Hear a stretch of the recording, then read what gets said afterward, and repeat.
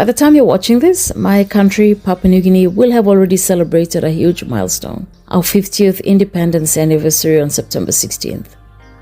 I've got 2 videos lined up for you showcasing Papua New Guinea's Independence Day celebrations. This is part 1, and part 2 will take you to its New Britain province to experience the festivities there on Independence Day. Half a century of freedom, culture and pride. That's what the 50th independence means to me. For me, Independence Day isn't about looking at how far we've progressed as a country, because the reality is, in many ways, we're not moving forward, we're regressing. And too often it's the decisions of a few that spoil it for the rest of us. It's hard not to think about my fellow Papua New Guineans living beyond the tall, rugged mountains and deep valleys and across the islands that shape this beautiful country. The 80% who, year after year, while we celebrate another year of independence, still struggle to access basic medicine for curable illnesses. The mothers who walk for days to reach a remote aid post, only to lose their lives during childbirth or on the journey there. The teachers and children tucked away behind the mountains, striving for education against all odds. These people, they are the pulse of our nation. But that's exactly why I choose to see Independence Day differently. To me, it's not about politics or promises that never come true. It's about celebrating who we are as a people. It's about our culture, our traditions, and the rich diversity that makes Papua New Guinea unique. So when I celebrate independence, I celebrate it as a national day of unity, identity and pride. Something that no setback, corruption, or reckless decisions of a few can ever take away from us. Fun fact, my home country Papua New Guinea is one of the most culturally and linguistically diverse places on earth. And that's what makes it truly unique. We speak over 800 languages, which is about 12% of the world's languages in one country. Each language group represents a distinct cultural identity. We are a land of 1,000 tribes, each with their own traditions, stories, songs, and a way of life. Lifestyles are deeply tied to the land and environment. This year, the whole nation was buzzing with golden jubilee energy.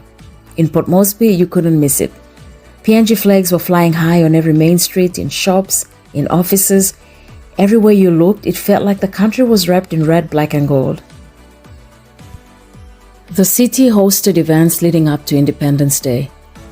I went to watch the military air show at Ela Beach.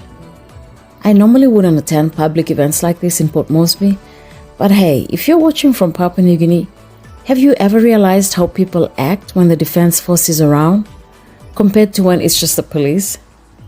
It's funny, but the vibe is more relaxed and the place just feels a lot safer.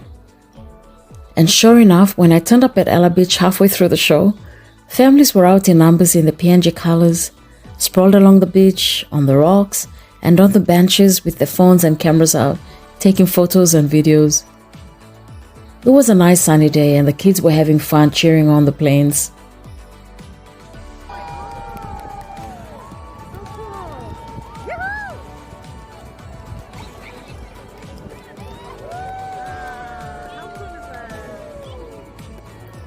On the week leading up to Independence Day, schools and workplaces threw independence parties, and my own office was no exception. I joined in by dressing in my traditional headdress and face paint. Later, one of my friends picked me up. Thank God for girlfriends who volunteered to wait around while I do last-minute errands before flying home to Kokopo. We grabbed lunch, then made the rounds to about 5 different ATMs, trying to get cash, but the lines were crazy, the shops were jam-packed. Crowds are not my thing, so I called it a day and went home to pack. Here's a little tip. If you're planning a trip to Kokopo in East New Britain province, sort out your cash before you fly in. Trust me on this one. ATMs in Kokopo can be a real headache. You'll find yourself stuck in long queues or going from machine to machine around town just to find one that actually works. So do yourself a favor, withdraw the cash you need before your flight. That way, when you land in Kokopo, you can skip the ATM stress and dive straight into the good stuff. The bustling market in Kokopo, the fresh fruits and produce, the delicious home-cooked meals wrapped in banana leaves sold at the market at very low prices, and everything else East New Britain has to offer. I woke up early the next day to head to the airport.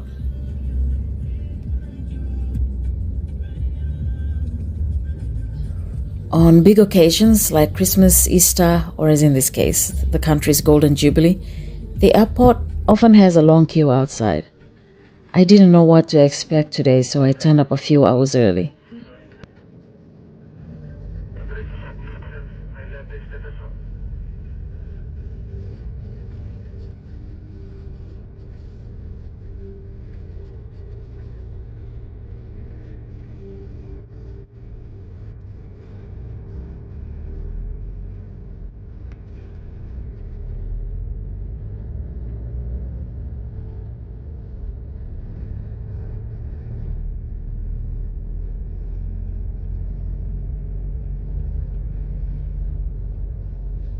There was a line, sure enough, but not as long as the lines during the Christmas rush. I was just glad I got here a few hours early, plus I couldn't wait to go home. Okay, this is what I was trying to avoid, which is why I'm here 3 hours earlier. Inside, the terminal was not crowded at all, thank goodness. I did a quick scan of the only 2 ATMs inside the terminal. They were out of service, so I made a mental note to check the ones outside the terminal after I checked in. I got 1.5 hours before boarding, so I have to look for an ATM outside. Finally, I found one that worked, and there was no queue either. Now that my search for ATM ended well, I went into the departure lounge and enjoyed good cappuccino. Flights were on time too, which was a relief, especially on the eve of the country's 50th Independence Day. The last time I flew, I had a pretty unpleasant experience. You can check out the video showing on the screen. But since then, the airline has actually added more aircrafts to their fleet, and that feels like a positive sign of better days ahead. I was so looking forward to flying home, and with warm sunny weather, it couldn't have been more perfect. On board, the little Independence themed chocolate bar was such a nice surprise, alongside the usual snacks. After 1 hour and 35 minutes, the familiar sights of my home province came into view. The plane made a turn that gave us an incredible aerial view of the Simpson Harbour, the beehives, and Tawurwur volcano, all in one sweeping view. What a perfect start to a long independence weekend in East New Britain. Come with me on my next video where I take you to Rabaul on the 50th independence of Papua New Guinea. You won't want to miss this.